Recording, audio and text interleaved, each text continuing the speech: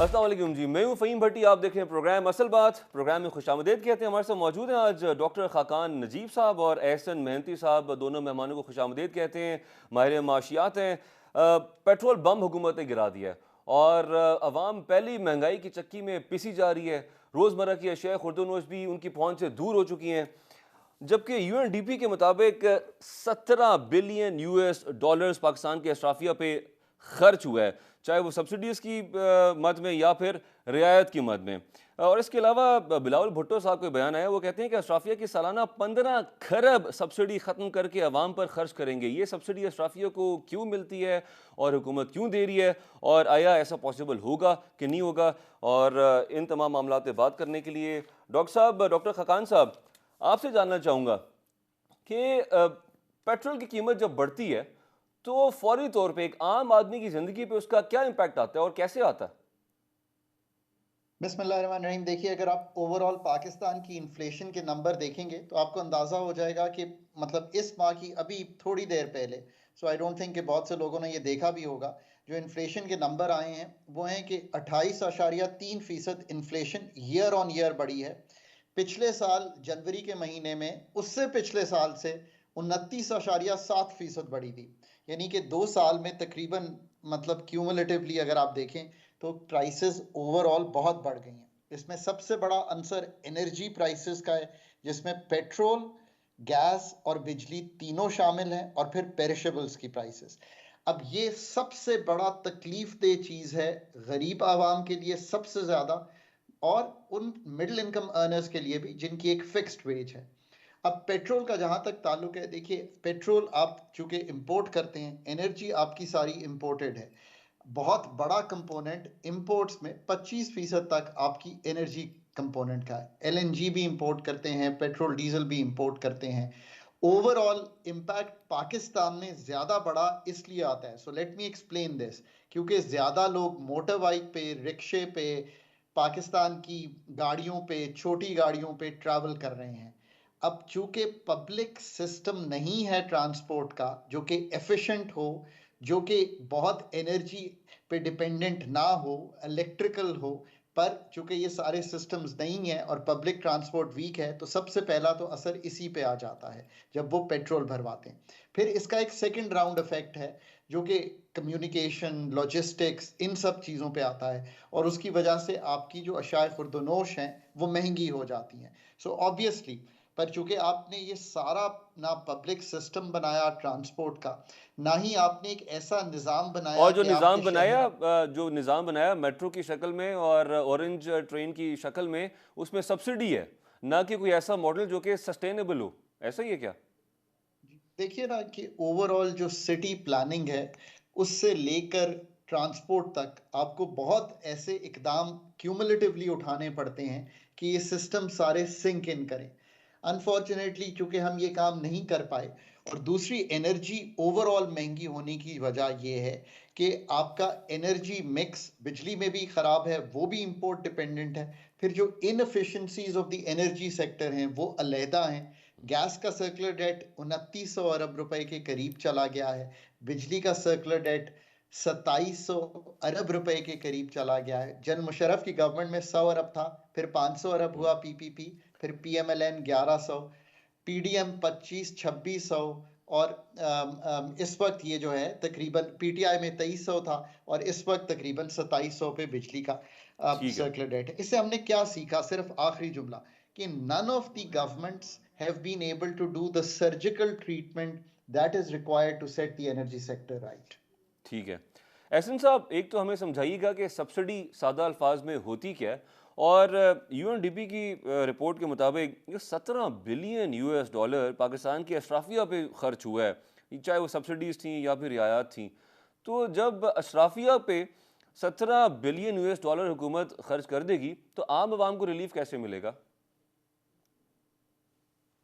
देखें, ये तो एक डिलेमा है कि हमारे जो प्रॉस्पेरिटी जो है उसकी तरफ हम नहीं जा रहे, और आई थिंक ये जो स्टेट ओन्ड एंटरप्राइजेज़ हैं वहाँ पर भी हम देख रहे हैं कि लॉस मेकिंग एंटरप्राइजेज़ जो हैं इस वक्त सस्टेन भी कर रही हैं, और यानी कि उनके कोई फार्मूलाज भी नहीं है कि ये उनको किस तरह से जो है मैनेज किया जाए, या उनकी मैनेजमेंट के अंदर कोई ऐसी चेंजेस आएँ जो कि उनके जो लॉसेस हैं उसको किसी तरह से भी जो है ऐसे कोई डिसीजन जो है लिए जाएं कि उनके लॉसेस खत्म हो। अब ना हम उनकी प्राइवेटाइजेशन की तरफ जा रहे हैं, ना हम उनकी मैनेजमेंट के को रिजॉल्व करने के लिए या अच्छी मैनेजमेंट लाकर जो है उनको उनको सेटल डाउन कर रहे हैं कि वो लॉसेस ना हो। तो अनफॉर्चुनेटली हम कुछ केयर टेकर सेटअप के अंदर भी इस वक्त थे, और फिर इसके बाद जब पॉलिटिकल गवर्नमेंट में भी जब आते हैं तो उसकी प्रायोरिटीज जो है चेंज जाती हैं, एक्सपेंसेस बढ़ते जा रहे हैं, और डेट, नेशनल डेट जो है वो भी बढ़ता जा रहा है। तो we don't have any formula to austerity या किसी तरीके से हम अपनी इफेक्टिव यूज ऑफ रिसोर्सेज कर लें। तो अब ये है कि बहुत बड़ा चैलेंज पोस्ट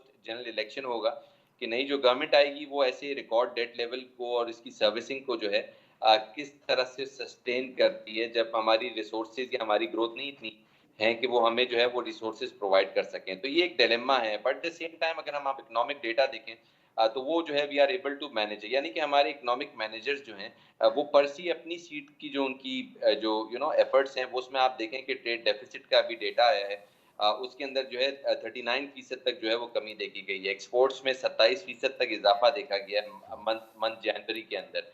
तो आई थिंक कि कुछ हद तक हम इकोनॉमिक इंडिकेटर्स को इम्प्रूव कर पाए, रेमिटेंसेज हमारी बढ़ रही हैं, और हमारा रुपी भी जो अगर आप देखें तो पिछले कुछ माह से 4 से 5 माह से जो है हम देख रहे हैं कि 10 से 15% तक उसमें इजाफा आया है।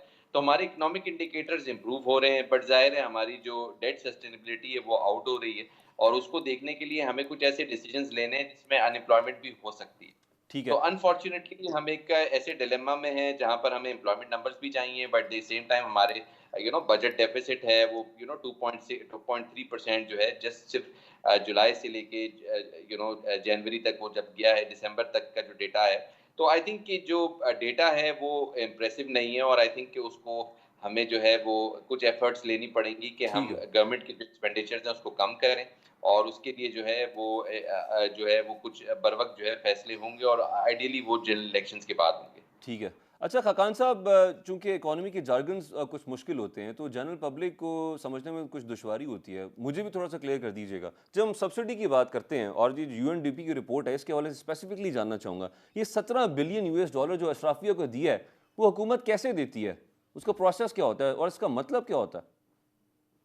सो आप एक तो ये कि मतलब अगर हम अपने फिगर्स पे रिलाई करें तो हियर आर द फिगर्स। हमने अपने इकोनॉमिक सर्वे में खुद लिखा, हम किसी पे रिलाई नहीं करते, हम अपने आप पे रिलाई ठीक है। करते हैं। इकोनॉमिक सर्वे 2023 में हमने ये लिखा है कि हमने 2240 अरब रुपए की टैक्स कंसेशंस एंड एग्जेम्पशंस जो हैं वो दी हुई हैं। ये हमारा टैक्स एक्सपेंडिचर ये एक कहलाता दफ़ा है। रिपीट कर देंगे काइंडली फिगर? जी।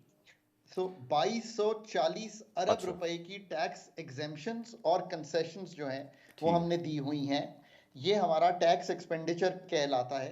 ये है 2023 में, जिसका मतलब ये है कि हमने कोई कंसेशन किसी इंडस्ट्री को दिया हुआ है, हमने कोई टैक्स एग्जेम्पशन किसी को दी हुई है। सो ये हैं वो मरात जिनका एक्चुअली जिक्र किया जाता है। मुझे नहीं मालूम कि वो 17 अरब डॉलर का फिगर कैसे ला रहे हैं, कितने टाइम पीरियड पर ला रहे हैं, पर जो बहुत ही ऑथेंटिक फिगर है वो ये, चूंकि हम खुद इकोनॉमिक सर्वे में लिख रहे हैं ठीक है। इस टैक्स एक्सपेंडिचर को, तो आने वाली हुकूमत को जो एक्सपेंडिचर का रिफॉर्म है, ये याद रखिए फ़हीम, हम बहुत टैक्स की बात करते हैं, कंसिस्टेंटली करते हैं। अब इस वक्त प्रेसिडेंस लेना चाहिए एक्सपेंडिचर के रिफॉर्म में। आपने बहुत अच्छी बात सामने रखी, एक ये टैक्स एक्सपेंडिचर है, फिर हमारे जो बहुत सी और चीज़ें हैं, आपने एक जिक्र हल्का सा टच किया, बहुत से सब्जेक्ट हैं, 17 ऐसे सब्जेक्ट हैं जो डिवॉल्व हो गए हैं। इसका मतलब यह है कि एजुकेशन पंजाब और बाकी प्रोविंसेस, सिंध, केपी के बलूचिस्तान में है, हमें उससे निकलना है।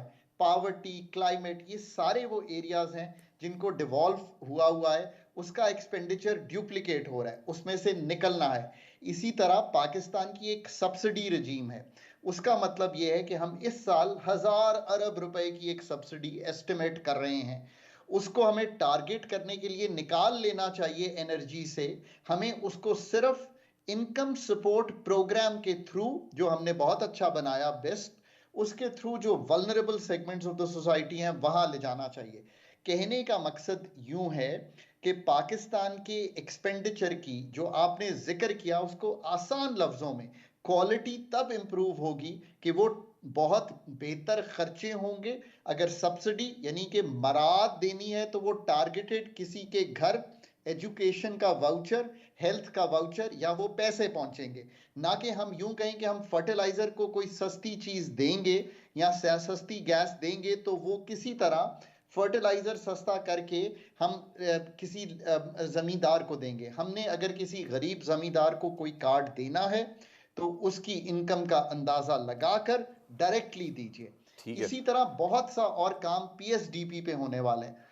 पाकिस्तान की आज मैंने आपके सामने फहीम जुजियात में खर्चे रखे हैं। इसी तरह जो हम सही जिक्र पहले किया गया, जो स्टेट ओन्ड एंटरप्राइजेस हैं, ये 167 कमर्शियल ऑर्गेनाइजेशंस, लाइक आपके चैनल को हुकूमत चलाना शुरू कर दे, पीआईए को, रेलवेज को, एनर्जी को, बैंक्स को, इतनी ज्यादा है, 167 इन नंबर हैं ये। 88 तो कोर हैं, फिर उनकी सब्सिडरीज हैं। इनमें से निकलने के लिए एक बहुत बड़ा प्रोग्राम सामने रखना है। अब कई लोग इस पे ये भी कहते हैं, मैं ये भी एक्सप्लेन कर दूं कि कई तो मुनाफे में हैं। ये बात भी गलत है। अगर कोई एक चैनल सरकार में रहते हुए 10 रुपए मुनाफा कमा रहा है, उसका असल पोटेंशियल इससे बहुत ज्यादा होगा। सो इसको भी अंडरस्टैंड कीजिए कि ठीक है। एक अपॉर्चुनिटी कॉस्ट भी लूज कर। ये है पाकिस्तान के मुश्किल काम। करेंगे मुल्क बहुत मुख्तलिफ लगना शुरू हो जाएगा। जी ठीक है। अच्छा एहसन साहब, सब्सिडी का सिलसिला कब ख़त्म होगा? और ये तो फिर हकीकतन ये फैक्ट दिखाई दे रहा है बज़ाहिर कि हमारी हुकूमत जो भी सेटअप होता है वो जो करोड़पति अरबपति इंडस्ट्रियलिस्ट हैं उन्हीं को सब्सिडाइज कर रहे हैं। जो शख्स करोड़ों अरबों रुपया लगा के इंडस्ट्री का सेटअप करता है उसी को सब्सिडी हुकूमत दे रही है, ना कि वो शख्स जिसके पास इतने पैसे नहीं है कि बिजली का बिल अदा कर सके, वो अपने गाड़ी मोटरसाइकिल का पेट्रोल भर सके, वो अपने बच्चों को प्राइवेट स्कूल से उठा के सरकारी में दाखिल करा रहा है जहाँ का एजुकेशन का मयार सबको पता है। देखिए, आपकी बात बिल्कुल ठीक है, बट इस चीज़ को इग्नोर हम नहीं कर सकते कि एग्रीकल्चर सब्सिडी जो है, वो उसका ट्रेडिशन यूरोपियन यूनियन से था, जिसके अंदर एग्रीकल्चर को सब्सिडाइज़ किया जाता था और एक्सपोर्ट जो है सारी दुनिया को यूरोपियन प्रोडक्ट्स भी है, जिसमें हम चीज़ जो है हम इस वक़्त भी जो है वो डेनमार्क से या फॉर एग्ज़ाम्पल हमारे पास एम्स्टर्डम से आती है, हॉलैंड से आती है। तो कहने का मकसद ये है कि हिस्टोरिकली अगर डायरेक्टेड सब्सिडी हो तो उसमें कोई हर्ज नहीं है। बट अनफॉर्चुनेटली हमारा जो इस वक़्त लेंडर है वो ही नहीं इस वक्त हमें अलाउ कर रहा है इस तरह की कोई सब्सिडीज। तो सब्सिडीज जो है it's not it's a buzzword in the economic world, कि जहां पर जो इकोनॉमीज हैं वो अपने आप को चलाने के लिए एक पर्टिकुलर सेक्टर के अंदर सब्सिडी लेकर आती हैं, और आइडियली उन सेक्टर उस यानी कि एग्रीकल्चर सेक्टर के अंदर हम सब्सिडीज अगर देते हैं तो हमारा एग्रीकल्चर की इफेक्टिवनेस या उसका जो आउटपुट सिग्निफिकेंटली बढ़ सकता है। Pakistan is known for agriculture. अब उस एरिया के अंदर अगर हम सब्सिडीज दे भी रहे हैं बट डायरेक्टेड हो, और फिर जाहिर है उसके अंदर फोकस एक लेकिन ऐसा हो कि शुगर मिल इंडस्ट्रीज जो हैं वो उनके बारे में आप क्या कहेंगे? जो कि ठीक ठाक मुनाफा कमा लेते हैं, जब उनको एक्सपोर्ट की इजाज़त नहीं मिलती वो सब्सिडी मांगते हैं, डिमांड सप्लाई का मसला आता है, देखिए सब्सिडी हमारी तो मांगते हैं। इस वक्त हमारे जो लेंडर है वो ही नहीं अलाउ कर रहा सब्सिडीज को, तो हम उसके बारे में मतलब we don't have to talk much on subsidies. वो तो ठीक एक है। यहाँ पर इट्स एन इविल टॉक ठीक कि है। हम जो है सब्सिडीज के बारे में बात करें, बट जाहिर है अगर वो डायरेक्शनल हो तो उसमें इकोनॉमिक ग्रोथ रेट को भी टारगेट किया जा सकता है। क्यों ना शुगर ओनर्स हैं अगर वो पैसा बना भी लेते हैं तो अगर एम्प्लॉयमेंट दे रहे हैं और एग्रीकल्चर ग्रोथ को सपोर्ट कर रहे हैं। पाकिस्तान का इकोनॉमिक ग्रोथ रेट है 2%। अब ऐसे 2% इकोनॉमिक ग्रोथ रेट से तो बेहतर है कि आप सब्सिडी दे ही दें, बट ठीक है। पॉइंट ये कि सब्सिडी हम दे भी नहीं सकते बिकॉज हमारा लेंडर अलाउ भी नहीं करेगा। तो ठीक है। पॉइंट ये कि सब्सिडी वैसे एक बजवर्ड है ऐसी इकोनॉमीज के लिए कि जो कि ग्रोथ चाहती हैं, सिग्निफिकेंट ग्रोथ चाहती हैं। यूरोपियन यूनियन जो है वो बड़ी इस वजह से या बनी इसी वजह से कि एग्रीकल्चर को सब्सिडीज दी गई। और आई थिंक कि ये अगर एम्प्लॉयमेंट नंबर्स हमारे बढ़ते हैं या एग्रीकल्चर ग्रोथ के अंदर इसका सपोर्ट होता है तो इसमें कोई हर्ज नहीं है। ठीक बट है। एट द सेम टाइम हमारा लेंडर हमें अलाउ नहीं करता कि हम सब्सिडीज दें। और आई थिंक अगर ये डिस्करेज जितना हो सके तो जाहिर है उसको डिस्करेज होना चाहिए कि इसका जो इम्पैक्ट है वो वेल ऑफ लोगों की तरफ ज्यादा उनकी फेवर में चला जाता है। ठीक है। खाकान साहब, लोड शेडिंग जारी है, 10 से 14 घंटों की लोड शेडिंग हो रही है मुख्तलिफ इलाकों में पाकिस्तान में, और 3000 मेगावाट से बढ़ के 5000 मेगावाट तक शॉर्टेज हो चुकी है। तो इस शॉर्टेज को क्या हम कवर कर पाएंगे? हमारे सर्कुलर डेट भी अच्छे भले हैं, फिर ऑलरेडी मईशत हमारी जो है वो बड़ी स्ट्रगलिंग फेज से गुजर रही है। अगर आप पाकिस्तान की मईशत का बड़े मसलों डील कर रहे हो तो एनर्जी शायद नंबर 1 या नंबर 2 पे होगा। शायद ग्रोथ एजेंडा नंबर 1 पे रख लें। तो नंबर 2 एनर्जी होगा। पाकिस्तान का एनर्जी सेक्टर तंजीम नौ मानता है। मुझे खुशी है कि सब पॉलिटिकल पार्टीज ने एनर्जी पे गुफ्तगू की है। इसका मतलब ये है कि पॉलिटिकल पार्टीज की जो नब्ज है, अगर लोगों की नब्ज जो है उस पर पॉलिटिकल पार्टीज का हाथ है और वो समझते हैं, तो उन्होंने कहा हम सस्ती भी करना चाहते हैं, हम मुफ्त भी देना चाहते हैं। बट कहे वो ये रहे हैं विद इन द पॉलिटिकल स्लोगनेरिंग कि पाकिस्तान का एनर्जी सेक्टर, याद रखिए, जब तक इसकी तंजीम नौ नहीं करेंगे, जिसका मतलब ये है कि स्टेट के रोल को कम करें और एक लाइट टच रेगुलेशन रखें। पाकिस्तान की जो आईपीपीज की डील्स हैं उससे आगे बढ़ें और गवर्नमेंट पे जो 2100 अरब रुपए का बर्डन है, किस चीज का, फिक्स्ड हम जो चार्ज पे करते हैं, उससे निकलने के लिए आप इसकी कोई रीशेड्यूलिंग करें आईपीपीज की जाके। ये जो टैरिफ का रिफॉर्म है वो कीजिए। सब्सिडीज जैसे हमने बात की सब निकाल दीजिए, इलेक्ट्रिसिटी और गैस में जो देते हैं ना हम दे सकते हैं ना ही देनी चाहिए।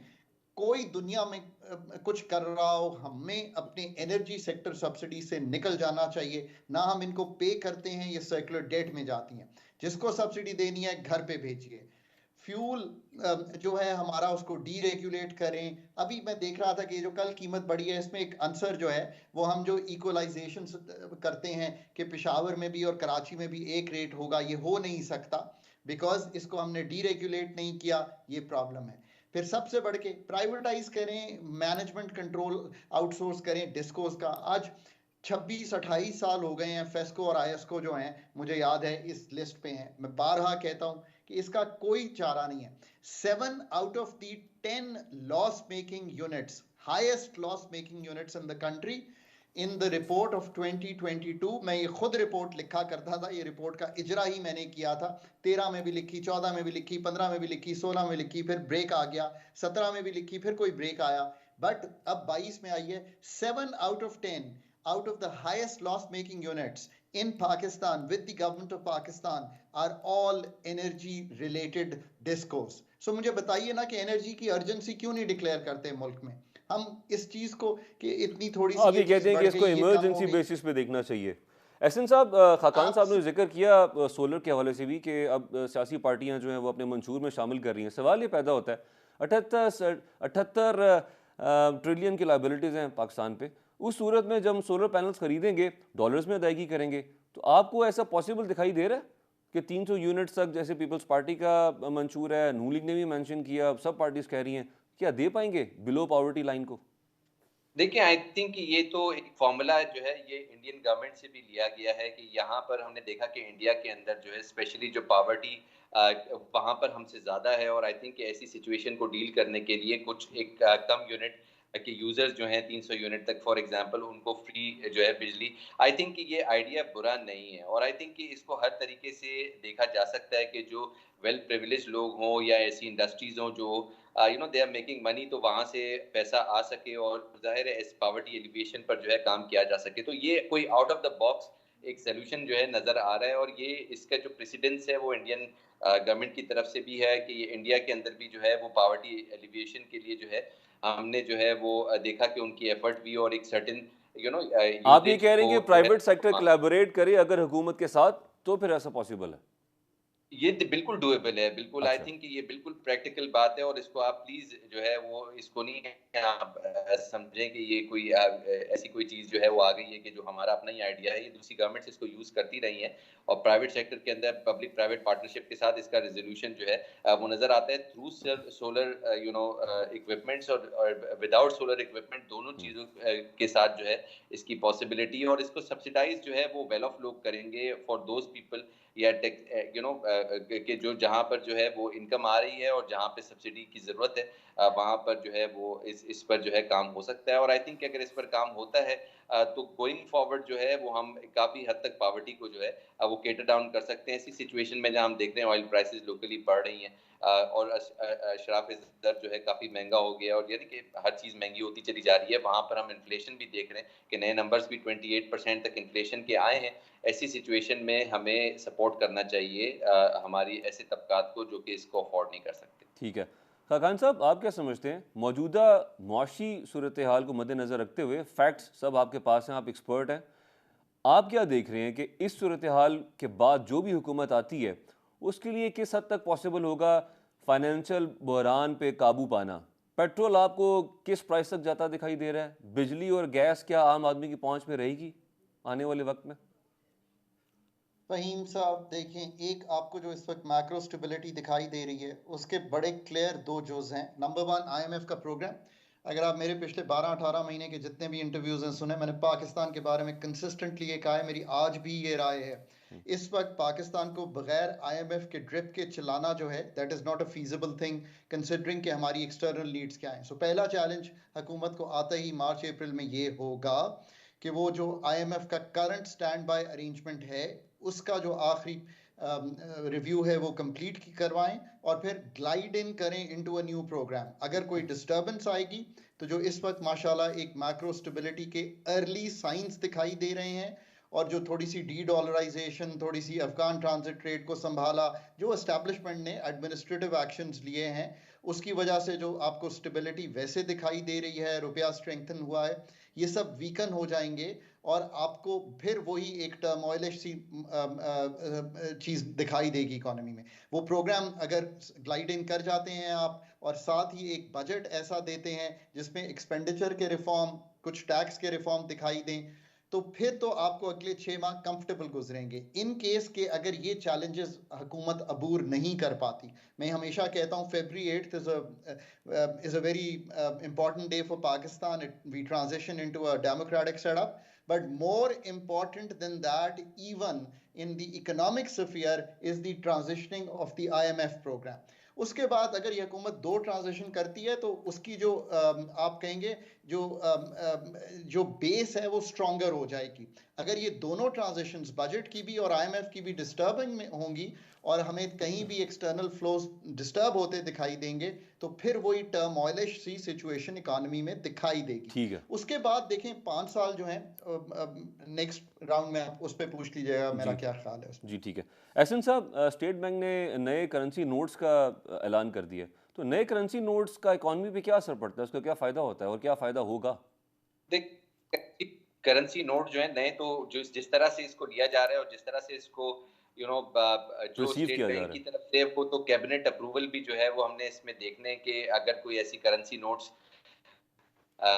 कैबिनेट को जो प्रॉब्ली इसको वेट करना है। दूसरी बात यह है कि जिस तरह से इंटरप्रिटेशन इसकी हो रही है कि पुराने नोट्स डिसकंटिन्यू हो जाएंगे, तो आई थिंक कि ये सारी चीज़ों को जो है हमें देखना पड़ेगा कि ये बेसिकली है क्या हम इसकी जो है प्रिंटिंग को चेंज कर रहे हैं, या फिर हम इसको जो है वो जो ओल्ड नोट्स हैं उनको हम उनको हम किसी तरह से जो है स्क्रैप करेंगे। अब ये जो सिचुएशन है, एक नई प्रिंटिंग होती है, एक चीज़ एग्जैक्टली हमें नहीं इस वक्त सिचुएशन समझ में आ रही, but everything is subject to cabinet approval. अभी उसको हमने देखना है कि पोस्ट जनरल इलेक्शन किस तरह से इसको जो है इस प्रपोजल को दिया जाता है। जो स्टेट बैंक का बोर्ड है उसने भी इसको अप्रूव करना है। तो आई थिंक कि इस वक्त तक तो ये एक प्रिंटिंग का एक अपेरेंटली ठीक है। ऑप्शन अच्छा, नजर आ रहा है, भारत का और अगर हमारे कोई सामने प्रिंट होती है तो उसमें कोई बुराई नहीं है। ठीक है, भारत की मिसाल हमारे सामने, उन्होंने बड़े करेंसी नोट जो है वो ख़त्म कर दिए, तो समझाइएगा कि अगर पाकिस्तान में 5,000 का करेंसी नोट ख़त्म हो जाता है, करप्शन कैसे कम होगी, कैसे ख़त्म होगी? देखिए, अपेरेंटली ये तो नजर नहीं आता, करप्शन तो नहीं, वो लोग जो है दूसरे कमोडिटीज की तरफ चले जाएंगे। कोई एग्रीकल्चर के अंदर होर्डिंग शुरू कर देगा, ऐसी सिचुएशन के अंदर कोई गोल्ड बाय करना शुरू कर देगा, तो कोई फॉरेन करेंसी बाय करना शुरू कर देगा।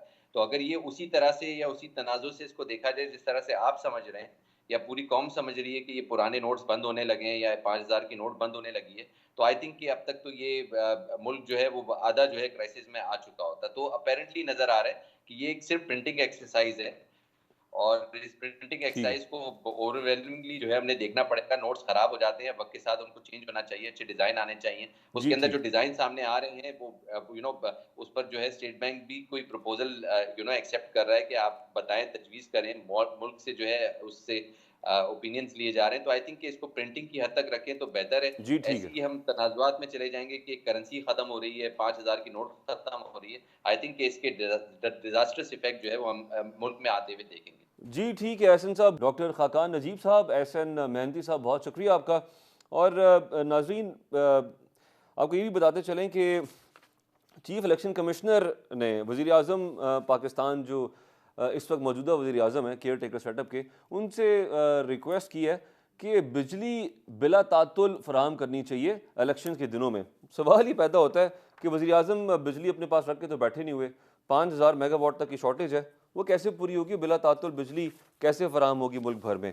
यहाँ में वक्त हुआ चाहता है एक ब्रेक का। ब्रेक से वापस आएंगे तो कुछ लॉ एंड ऑर्डर के हवाले से बात कर लेंगे, सिक्योरिटी की सूरत हाल कैसी है, और कोर कमांडर्स कॉन्फ्रेंस भी हुई। इसके अलावा इलेक्शन कमीशन ने भी आज इजलास बुलाया था और उसके बाद उन्होंने ऐलान किया इस चीज़ का और इस अज़म का भी अयादा किया कि इलेक्शंस बर वक्त होंगे और हम लॉ एंड ऑर्डर की सिचुएशन को भी देखते रहेंगे और कोशिश करेंगे कि पूरे मुल्क में पुरअमन तरीके से इलेक्शंस का इनेकाद हो। हमारे साथ वेलकम बैक जी। जूं जूं इलेक्शन करीब आ रहे हैं, दहशत गर्दी के वाक़यात में तेज़ी आती जा रही है।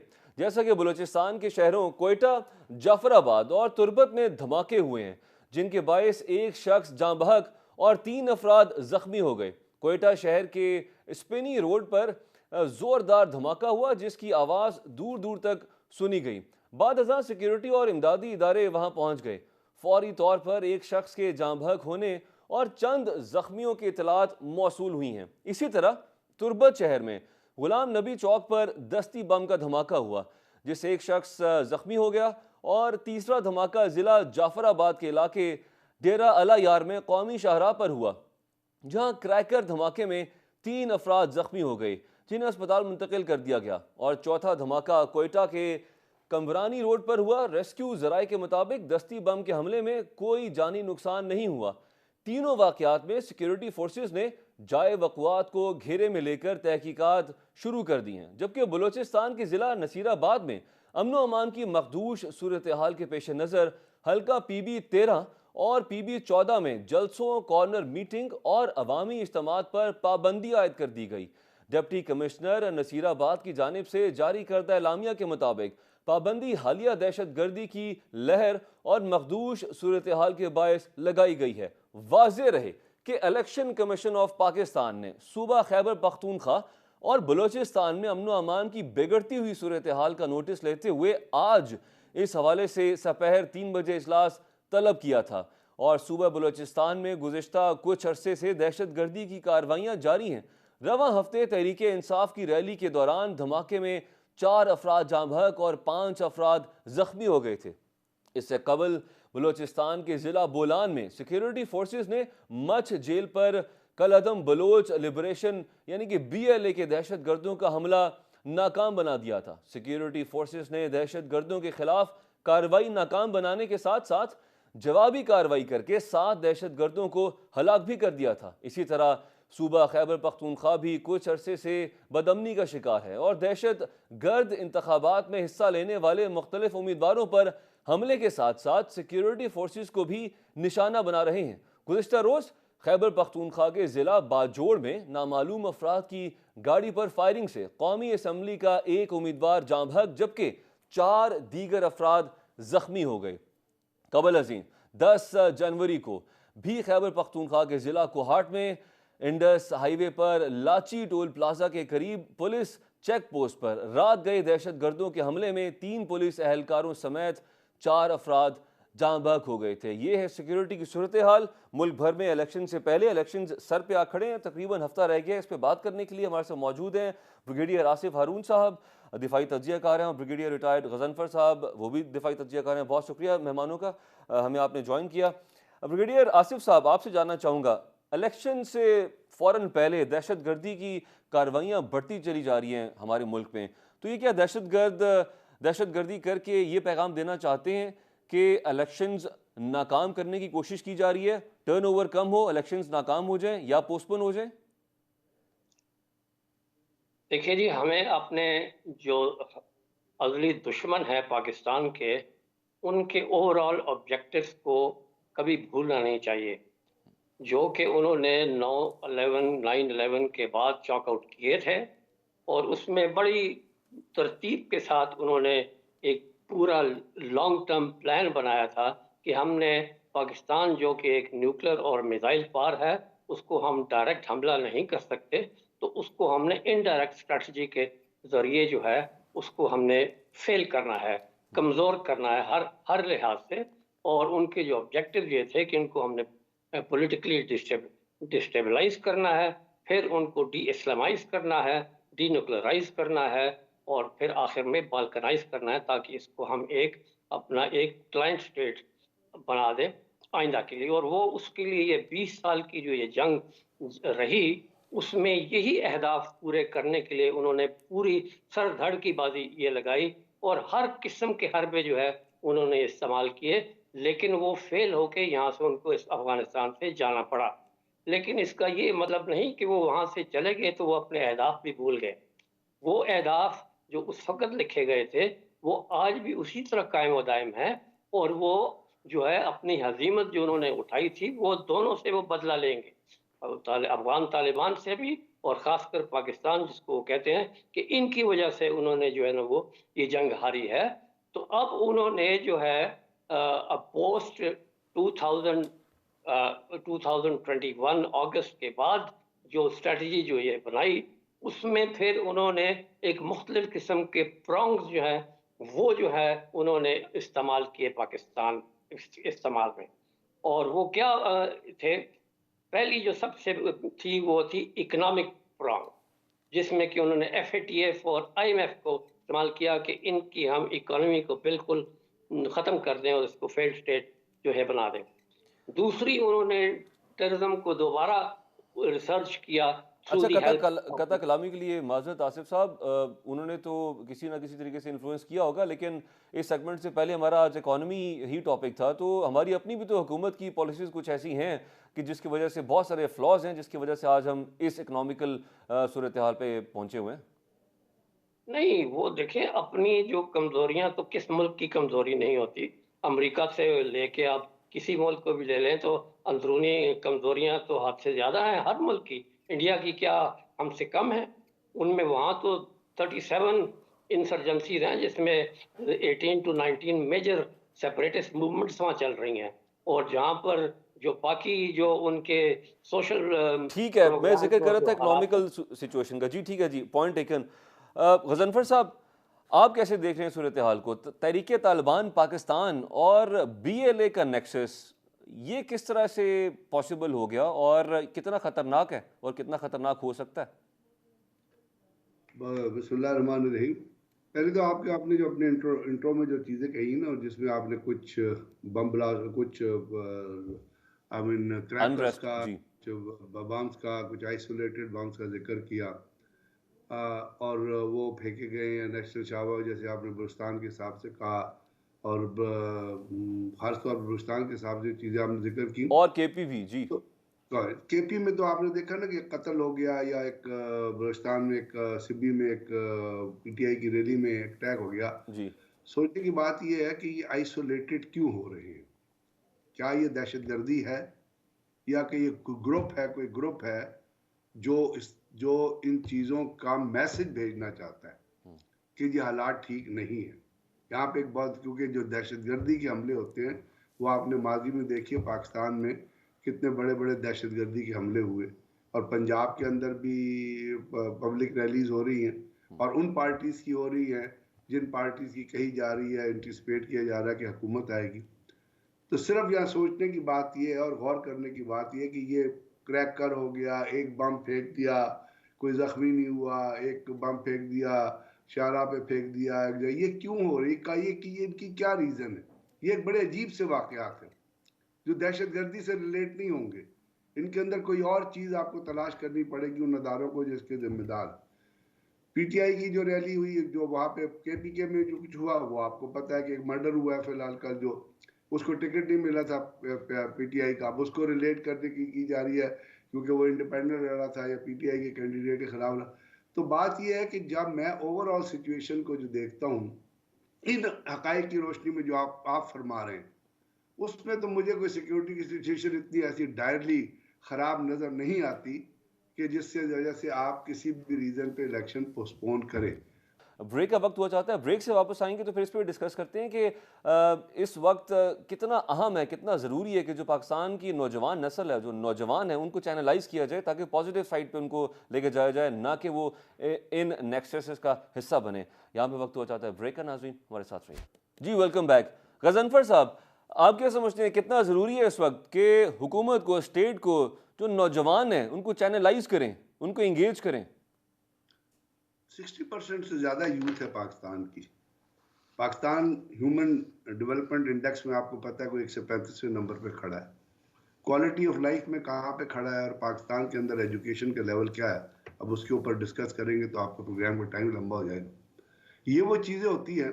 और उसके बाद जो एम्प्लॉयमेंट अपॉर्चुनिटीज़ होती हैं आफ्टर द एजुकेशन, जो उसके साथ साथ जो ज़रूरी चीज़ होती है कि अगर कोई लोग पढ़ नहीं रहे हैं तो आप अपनी नौजवान यूथ को जो लोग आला तालीम या तालीम ना हासिल कर सके, उनको स्किल्ड जॉब में किस तरह आप अपना इंडक्ट करते हैं, और कौन सी चीज़ें हैं जो पाकिस्तान के बाहर जो अपॉर्चुनिटीज़ एग्जिस्ट कर रही हैं। जैसे यूएई में बहुत अपॉर्चुनिटीज़ है, जैसे अपना सऊदी अरब में बहुत कंस्ट्रक्शन का काम चल रहा है, बाहर के ममालिक में है, तो वहाँ कितने आपके पास ट्रेन मैन पावर अवेलेबल जो आप प्रोवाइड कर सकते हैं, और कितने लोग हैं जो बाहर जाके या पाकिस्तान के अंदर जब पढ़ते हैं तो वो अच्छे जॉब से और अच्छी चीज़ों पे पाकिस्तान में लग जाते हैं, अपना बिजनेस स्टेब्लिश करते हैं या उसकी फैसिलिटीज़ आपको प्रोवाइड करते हो। जब ये ग्राउंड फैक्टर्स अवेलेबल होंगे तो तब आप यूथ को चैनलाइज करेंगे ना। अब पाकिस्तान के अंदर आप खबरें सुन रहे हैं कि किस किस्म की खबरें आ रही है कि कितने सारे लोग हैं, कितने सारे नौजवान हैं जो पाकिस्तान को छोड़ के चले गए। लंबी ब्रेन ड्रेन लिस्ट हो रहा है है। जी। उसके ऊपर आपने अपनी लीडरशिप का रिएक्शन देखा उस पर क्या तो है? सर जब ब्रेन तो ड्रेन का एक साफी ने रिपोर्टर ने सवाल किया केयर टेकर तो, वजीर आजम साहब से, उन्होंने कहा तो अच्छी बात है, जिसका दिल कर रहा है वो जाए। तो आप मुझे बताइए ना, जहां पे इस किस्म की लीडरशिप का लेवल होगा जी और ये विजन होगा, वहां पे यूथ को आप चैनलाइज करेंगे। आप तो किसी को भी चैनलाइज नहीं कर सकते। दूसरी चीज, यूथ को चैनलाइज करने के लिए पाकिस्तान एक मुल्क की स्टेबिलिटी के अलावा आपकी पॉलिटिकल इकोनॉमिक स्टेबिलिटी बड़ी जरूरी होती है। एक आदमी जो पैसा 2 पैसे लगाता है वो उससे 4 पैसे जरूर कमाना चाहता है। अब आईटी का एक सेक्टर है जो बहुत डेवलप कर रहा है, दुनिया में भी डेवलप कर रहा है, पाकिस्तान में भी डेवलप कर रहा है, और पाकिस्तानी बच्चे आईटी के सेक्टर में बाहर बहुत अच्छा परफॉर्म कर रहे हैं। लेकिन वो परफॉर्मेंस अगर पाकिस्तान के अंदर अपॉर्चुनिटीज हों और वो आपको विजन दे, तो फिर वो यूथ खुद ब खुद चैनलाइज होगी।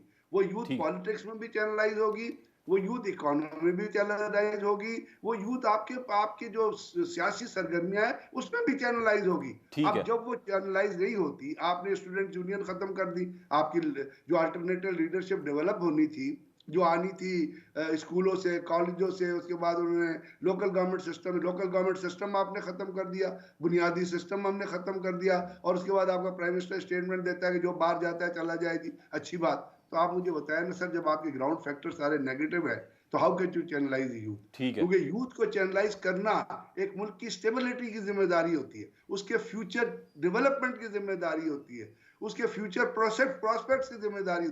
हम तो तमाम चीजों को नेगेटिव की तरफ लेके जा रहे हैं ना, इसमें कोई शक नहीं है। जब सही है, आपका प्राइम पॉइंट मिनिस्टर ये टेकन। स्टेटमेंट दे के जो जाना चाहता है चला जाए, इसका मतलब है he is not concerned about your country, he is concerned about his own self. उसको पता ही नहीं है कि क्या ये इफेक्ट करेगा जब आपकी ट्रेन मैन पार बाहर चली जाएगी। इस मुल्क में कौन लोग रह जाएंगे? फिर इनएफिशिएंट लोग रह जाएंगे जो सिस्टम को रन करेंगे। सर और वही रह अगर जाएंगे ना इनएफिशिएंट लोग सिस्टम को जो रन कि करेंगे, नहीं जा पा रहे या नहीं जा सकते सर्कमस्टांसिस की वजह से। आसिफ साहब, हमारी फ़ौज, हमारी law enforcement agencies, insurgencies, terrorism, इस तरह के वाक़यात का मुकाबला तो कर सकते हैं और कर रहे हैं, बखूबी कर रहे हैं, लेकिन बात यह है कि ये जो यूथ जिसको चैनलाइज नहीं किया जा रहा, ये हुकूमत का काम है, ये सिविलियन हुकूमतों का काम है, ये आर्मी, पुलिस, एफसी तो नहीं कर सकती है। तो कितना बड़ा चैलेंज होगा आने वाली हुकूमत के लिए कि इस तरफ फोकस करे और किस तरीके से इस यूथ को चैनलाइज करे, इंगेज करे। यूथ जो है ना वो तो वन ऑफ दी चैलेंजेस है ना।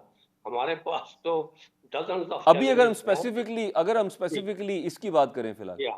जी तो आप अगर यूथ की खाली बात करते हैं तो अगर 60-65% हमारा यूथ फल्ज है तो उसमें मेजॉरिटी जो है वो रूरल बेल्ट में रहती है। और रूरल बेल्ट की मैंने आपको बता दिया है कि एहसास महरूमियाँ जो हैं वहाँ पर कैसी हैं और किस तरीके से उनको वो एक्सप्लॉइट किया जा रहा है। वहाँ के लोकल्स भी एक्सप्लॉइट करते हैं और बाहर वाली ताकतें और इंटेलिजेंस एजेंसियाँ वो भी करती हैं। जहाँ तक अर्बन यूथ है, आपने देखा होगा कि माइंड क्लोनिंग इफेक्ट उनका कब से शुरू हुआ यहाँ से, और उसके असरात आज क्या हो गए हैं कि वो बिल्कुल बागी हो गए हैं। और वो अभी सीधी राह पे क्या चलना है, वो तो हकीकी आज़ादी मांगते हैं। तो यहाँ इस तरह के अगर थॉट प्रोसेस उनके दिमागों में अपने लीडर्स जो हैं वो दे दें, तो इनकी क्या हमने चैनलिंग करनी है और क्या हमने इनकी गाइडेंस करनी है, क्या इनमें हमने इनकलकेट करनी है। आप डिसअपॉइंटेड हैं। और नेशनलिज्म जो है। तो वो सबसे पहले तो ये है कि लीडर जो है वो अपनी सिमत को और अपनी कंपस को वो ये ठीक करें, और फिर वो देखें कि हमने क्या क्या चीज़ जो है, जो हमारे स्ट्रॉन्ग पॉइंट्स हैं, उसको हमने कैश इन करना है और उसको हमने बेहतरी की तरफ ये ले जाना है। जो हमारी कमजोरियां हैं उसको आइडेंटिफाई करके उसको हमने रिमूव ठीक करना है। है। ई पैक हमारी एक इकोनॉमिक लाइफलाइन है, जिससे कि ये सारी जो महरूमियां जो हमारी छोटी प्रोविंसेस हैं उनकी दूर हो सकती हैं। उसको देखो कि हमने किस तरीके से कटाई में ये डाल दिया था। तो गलतियां तो हमारी एक नहीं बहुत सी हैं। आज भी हम पता नहीं हमने हमने कोई लेसन लर्न किए हैं क्या?